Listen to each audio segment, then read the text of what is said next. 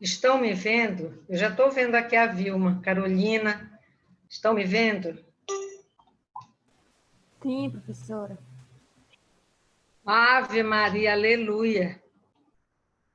Interessante, tem coisas que não estão aparecendo. Cliquei em alguma, tem 3 participantes, está aqui. Tá?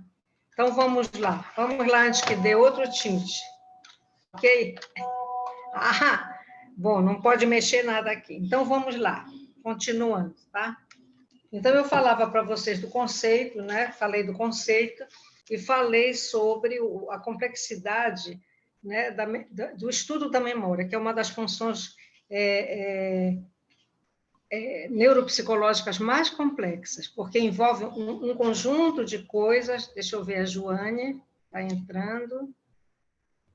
Novamente, obrigada, Joane, está entendendo? Então, vejam só, tem autores que falam numa variedade enorme de memórias, tá?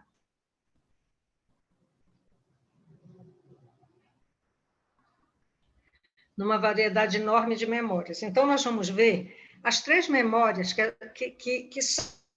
que fazem parte da maioria, ou as que são consideradas realmente, mas vejam como existem subdivisões.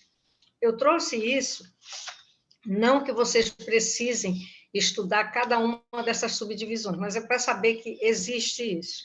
Então, a gente conhece memória de longo prazo, memória de curto prazo e memória operacional. Essas são as 3 memórias que se ouve falar. As que a gente estuda mesmo, inclusive no 5º semestre vocês vão dar novamente, são a memória de curto prazo e a memória de longo prazo. Tá? Essa memória de longo prazo, ela é dividida, vejam só, em declarativa ou explícita e não declarativa ou implícita. O que é essa memória declarativa explícita? Eles consideram que ela pode ser episódica, né? Ou seja, alguma coisa que ficou para trás, né? Que vem de trás. Claro que é de longo prazo, a gente guarda todas as informações que foram importantes para nós, deixa eu admitir o Michael, que foram importantes para nós, né? Anteriormente, tá? E a memória semântica é a que vem através da linguagem, tá? Das palavras. Nós guardamos o que nos foi transmitido por meio de palavras. Na memória não declarativa, vejam só a quantidade de subdivisões que eles já colocam. Isso é estudo de neuropsicólogo, tá, pessoal? Ou seja, eles, claro, que eles vão muito mais além do que nós na psicologia. Nós temos que pegar os resultados deles lá para que a gente possa saber a influência, né, que tem para nós. Na memória não declarativa implícita vem o condicionamento. Vejam, eles já falam do papel do condicionamento, né? A superaprendizagem. Existe essa questão da superaprendizagem. Hoje a gente sabe que tem pessoas realmente que são craques, né? Para aprender, guardam muito mais informações. Vocês veem aí na televisão uns que praticamente é como se o indivíduo fosse uma máquina, né? Para guardar, registrar. Tem pessoas que não, que eles têm esse papel da superaprendizagem porque eles estudam. Vocês vão ver como o tempo de estudo é importante para a memória. Então, eles leem muito, eles têm um conhecimento geral muito grande. Isso faz com que se pense em superaprendizagem. E, às vezes, a gente mesmo em sala de aula, vocês mesmo, enquanto alunos, devem se surpreender com alguns colegas de vocês que têm uma capacidade fantástica, né, de guardar conteúdos. A questão da habituação, é um hábito ler, quando a leitura se torna um hábito. Não, eu não leio só por necessidade, eu leio porque eu gosto de ler, eu me habituei a ler, né? A adaptação é uma questão que vem com a habituação, né? Tipo assim, um professor ele tem que ler muito, ele tem que adaptar esse comportamento, se adaptar a esse comportamento de leitura, de estudo, né, deverá fazer parte. Adaptar também, a gente poderia pensar no pesquisador. Ele tem uma linha de pesquisa, então ele estuda muito aquilo, ele vive aquilo. Tá? E o tal do Prime, que eles é chamado de pré-ativação. O que é esse Prime? Né? Eles dizem que é um tipo de memória descoberta há pouco e muito utilizada recentemente na neurociência. É como se ela se evocasse. A própria memória traz outras memórias, tá? Mas através de estímulo sensorial sempre, que pode ser um som, um cheiro, né? Pode ser uma música, né? A letra de uma música, pode ser uma imagem ou alguma palavra. Então, nesse tipo de memória chamado priming, ela é representada por tudo que está associado àquele estímulo. Por exemplo, se eu vejo uma foto de mar, né, de sol, pode trazer para mim lembranças de um lugar que eu gosto, por exemplo, de Salinas, com tudo que esse local evoca para mim, né? Traz para mim de toda uma vida, grande parte da minha vida, que eu vivi em Salinas, né? Ou seja, vai evocar as lembranças dos meus filhos pequenos, né? Depois das férias deles, quando a gente ia no colégio, depois, quando eles entram na faculdade, como era o movimento, né, dessa pré-matrícula, que eles tinham que ver, eles vinham de ônibus para Belém para fazer a pré-matrícula, e aí depois voltavam. E nós ficávamos preocupados com essa vinda, porque eles vinham, faziam e voltavam. Primeiro vinha o meu filho mais velho, e eu, quando ele chegava, eu dizia para ele, olha o que foi evocar na minha lembrança, na minha memória. Eu dizia para ele, Cruzes, como essa viagem demorou? Ele dizia para mim, vim fazendo turismo interiorano, para tudo que era lugar que tinha.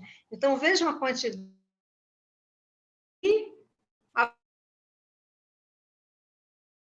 Novamente, a minha internet está dando que está instável, tá? Mas vamos continuando.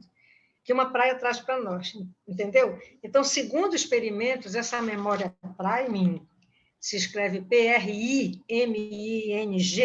refere-se à influência que um evento antecedente, ou prime, né, tem sobre o desempenho de um evento posterior, alvo.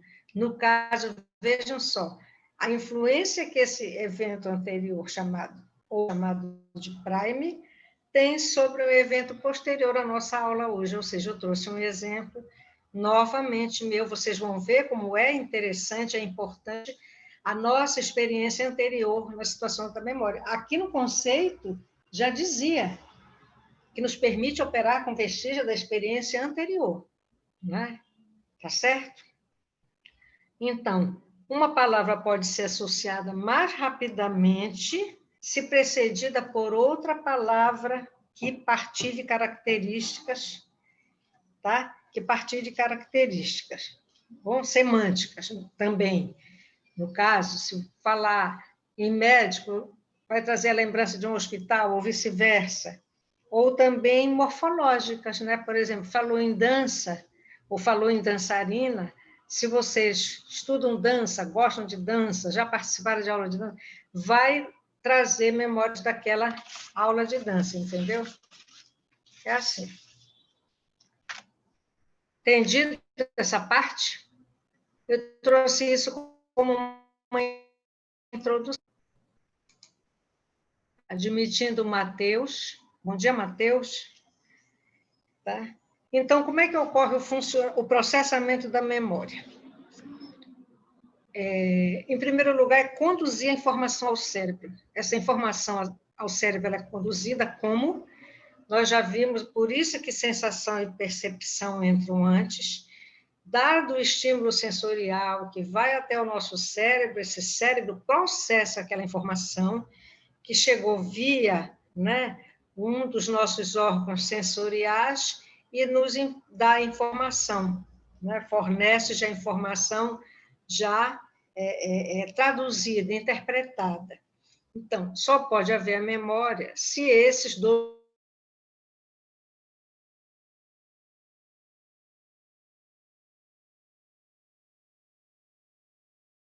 de codificação.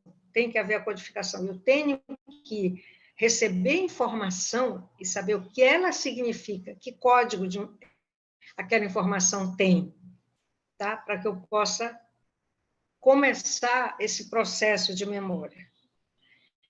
O segundo, informação, ou seja, o armazenamento, é guardar essa informação.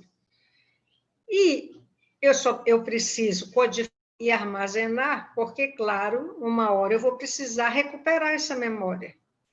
Né? Vocês não têm ideia do que, quando eu estava estudando para essa aula, lendo, como eu fui lá atrás no meu tempo de estudante. Né? E lembrei do meu professor João do Carmo também, que deu aula sobre percepção. No meu tempo, percepção era uma disciplina, psicologia da percepção, era só ela. Tá? A gente passava um ano só estudando percepção.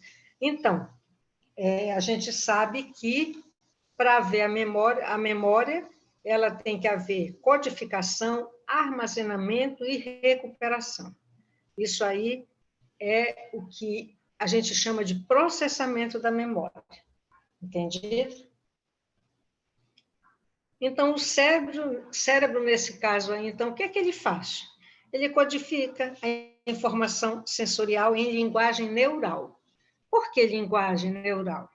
Vocês estão vendo que nós somos, como é que a gente diz? Tem uma palavrinha que a gente costuma usar. Nós conseguimos ser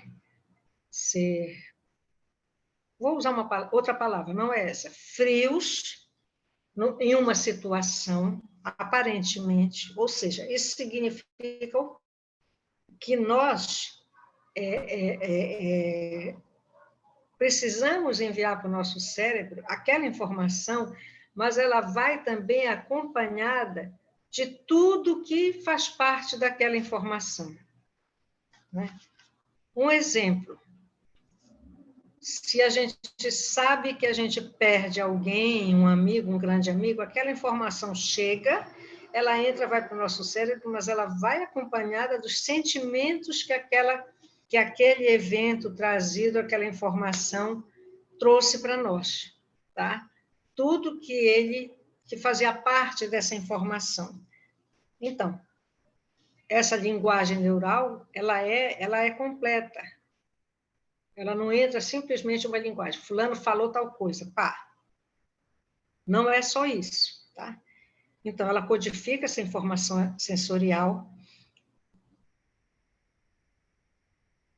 Parte dessa informação, grande parte, eu não disse que ela armazena totalmente essa informação, até porque quando eu formo códigos, eu vou e retiro o que é mais importante naquela informação.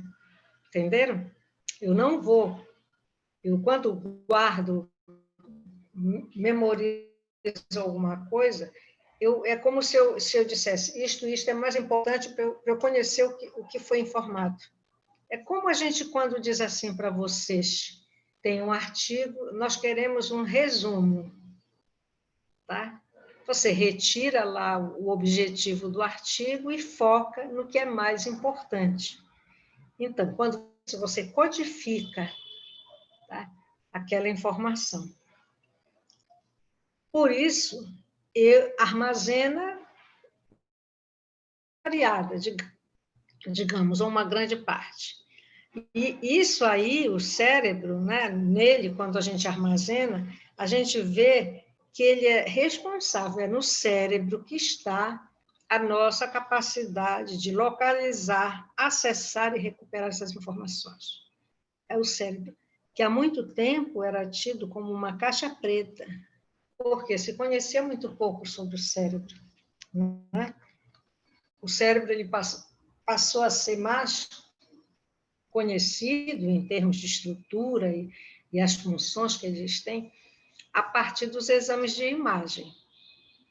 Foi quando se começou até a conhecer internamente, porque é um local que, até para operar,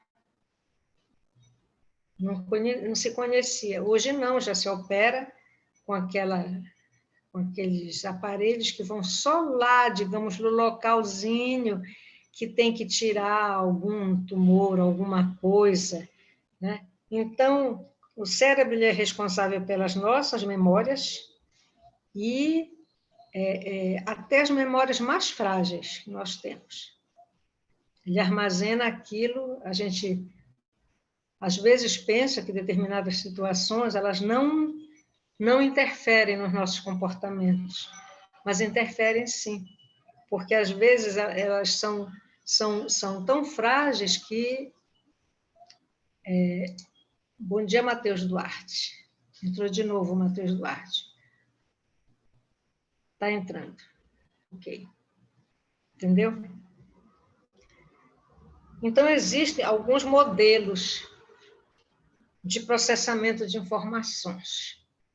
O que a gente vai falar aqui é do Atkinson e Shiffrin, né?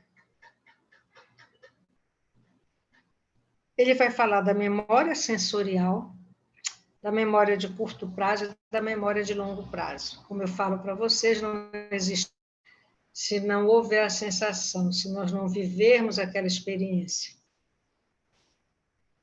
A memória sensorial ela é responsável pela recepção dos dados a serem lembrados. Tudo que está acontecendo, nós estamos, digamos, em termos.